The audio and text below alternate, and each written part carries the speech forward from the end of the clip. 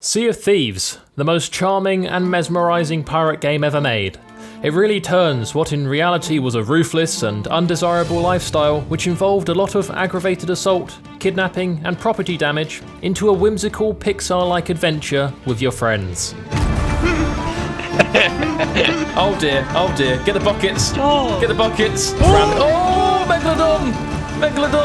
Oh, I didn't mean to do that! Oh, what the fuck? Ah! Oh, George! Matt, what? George! Matthew! Oh my fucking god! Holy shit!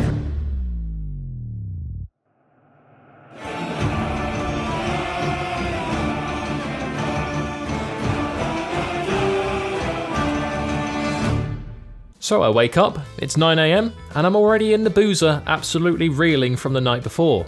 There's a large ginger lad waiting around for me to wake up, and boy, I really hope I didn't make any regrettable mistakes with him last night. Nah, I'm just kidding. That's my boy Matt, and we have casual sex all the time like real homies, so it's no biggie. Some more friends will be joining us later on, but for right now, this is just the story of a pirate bromance. The first order of business is get some bevies down us, because are you really a pirate if you don't have a crippling alcohol addiction to cope with all that time spent away from your loved ones? We then freshen up our outfits before hitting the open sea, as pirates are notoriously fashion-forward folk. Just look at Somali pirates. That Bernardo's drip is untouchable. Cool, you can get some beards in it. Jesus, the size of that beard. Aren't you a woman? Yeah. What? What? Say it. Go on. Say that I can't grow a beard because I'm a woman. Go on. So I'm just self-conscious that a woman can grow a beard better than me. Dress? Oh, aren't you a man? Yeah, hang on, where are you? Have a look at me. Why do you kind of look like a samurai warrior? Like, in a way. Like, I feel like I need to come I feel like I need to come to you for advice. Yeah. I sit here. This is my shaman tent. Get out of here, you bastard. This is my tent. Right, let's decorating the ship. I can't fucking sit. Put them down, Matt. We're on the ship. Just put them anywhere. I don't know how I drop it. Just press B.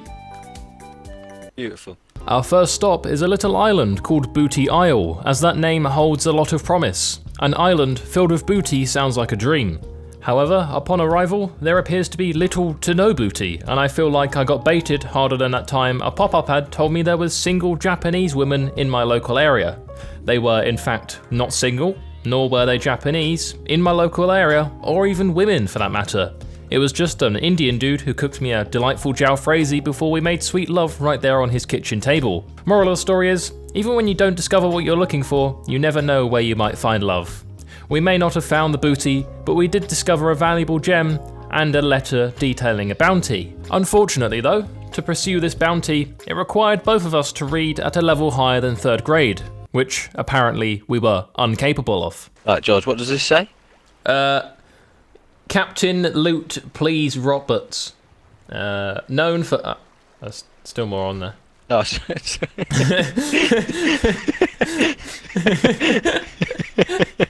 Are you illiterate or something? Why can't you read it? No. I know, you're gonna have to read it. What's it say, the small writing underneath? You see it? Seeking knowledge hidden in skull and bone. Eventually we figured out that Ashen Reach was the destination, and while we both can't read, don't have the best sailing skills, severely lacking firepower, we were more than ready to claim this bounty as we had a great attitude and smile on our faces. There was nothing a great attitude can't get you in life, apart from maybe your parents to love you. But hey, after 21 years, I'm finally coming to terms with that. My boy Matt is a really great captain, and the way he hits these waves proves just because he's got a little ship doesn't mean it's not going to be a fun time. Speaking of ships, I spot another one in the distance, and I'm unsure if they're heading towards us or not, so I climb up to the crow's nest for a better view. However, due to all this fog, the ship is about as visible as women's rights in Saudi Arabia. We take a slight detour on our way to Ashen's Reach as Captain Matthew has spotted a shipwreck. He asked me to take the wheel as he majestically climbs up to the crow's nest for a better view. Wow, my boy trusted me with control of his ship. I've never felt so honoured in my entire life. Many people say that the birth of your first child is the proudest you can ever feel as a human. But being honest, I don't think they've ever had their best friend of 8 years hand them full control of their most prized vessel. On the shipwreck, we find a couple of valuable chests and what I can only assume is the resurrected skeletons of the crew, one of which consumes a banana. But I don't think skeletons have a digestive system, so that does slightly ruin the immersion. Matt also makes the strategic decision to bring a couple of explosive barrels from the island onto the ship. This is a risk-reward play, sort of like owning a gun.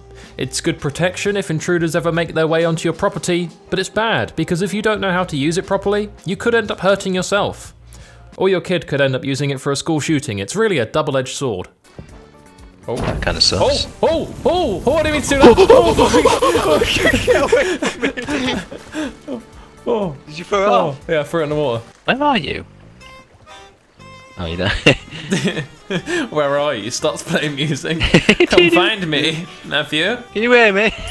Oh, what the fuck? What's just happened? All right, I'll get the repairs on the go. Oh no, it's bad. Oh, it's bad. Was that the explosive barrel? It may well have been. I did chuck it in the water, but I reckon it might have exploded under the water. Right, I'm not fucking putting any more of them on the ship. They can fuck off. What's that about? We've learned a lesson. Do not load the ship up with explosive barrels. After nearly capsizing our own ship, truly the only way from here was up. Or not, as a 30-foot green mutant shark decides to pop its head out of the water and say hello.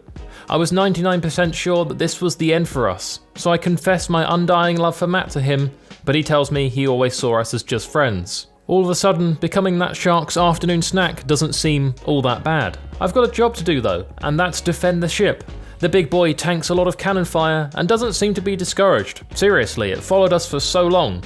It felt like when you're at a family get-together and your nephew won't leave you alone and keeps asking you if you've got any games on your phone. Morally, drop-kicking a child is wrong, but there are a few exceptions made for situations like this. The big green boy eventually kills Matt and sinks our ship, despite my best efforts to stop it with my 36 by 33 by 29 centimeter bucket. I have no idea how that didn't stop the ship from sinking. It seemed like a flawless plan. It left me stranded out in the ocean with all of our loot and just a rowboat. I thought, surely, this was rock bottom. But I was once again wrong, as the rowboat doesn't have any oars, so I cannot physically do the one thing this tiny boat was made to do. Row. Oh yeah, and it also bugs out and somehow catapults me to the bottom of the ocean, where I did actually inspiringly swim all the way back up just to be eaten by sharks. I was down bad at this point. So I think it was safe to say that at this point, me and Matt needed a little bit of help. So, we got two of our other friends to join us. One was Shy, a self-proclaimed Sea of Thieves expert, who also, apparently, really struggles to pronounce the word pomegranate. Shy, you're an expert at this game, aren't you? Yeah. Yeah? Alright, sweet. 100%. Where's the bounty guy then? Yeah, the bounty guy's like, it's an island, isn't it? It's like called something Bounty Island, isn't it? Or, is that right, Shy? Yeah, sure. Damn it! Cool. The fuck's my pet? You have a pet? You have a pet? I had a pet, yeah. Aw, a bird. A bird. Right, now put it in the cage. My bird! No, he's nicked my bird. Wait. My bird! No. Quick, put it in the cannon, George. Put it in the cannon! Give him back. Where's Shy? Pomegranate. Pomegranate? How the fuck do you say it? Pomegranate. Pom. Pomegranate. Yeah. Pomegranate. I was waiting for the drop. I'm just gonna say it like that from now on. Pomegranate. How are you supposed to say it? Pomegranate? Pomegranate. Pomegranate. The other was Mick, who I honestly don't know what he actually added to this dynamic that helped us in any way, shape or form. Yeah? Oh mate, that's fucking grim. Why'd you just pour your own sick over your face? He tried to throw his sick on me and just poured it on his own face. Gingers are just like ace in bed. Is that a fact? Actual fact. I think it is fact, yeah. That's a lot. Does it work the same for guys? All ginger guys are virgins. I mean, I reckon we've got the loop. I reckon he slams it, you know? Oh my god. Although she tries to act pretty humble about it, Shy does actually know what she's doing in this game and secures us plenty of booty. If she can convert these results from Sea of Thieves booty to actual booty at a nightclub, then she may be my new wing woman, which would be really useful, as usually I'm the guy at the club who has to roofie a drink to actually get laid.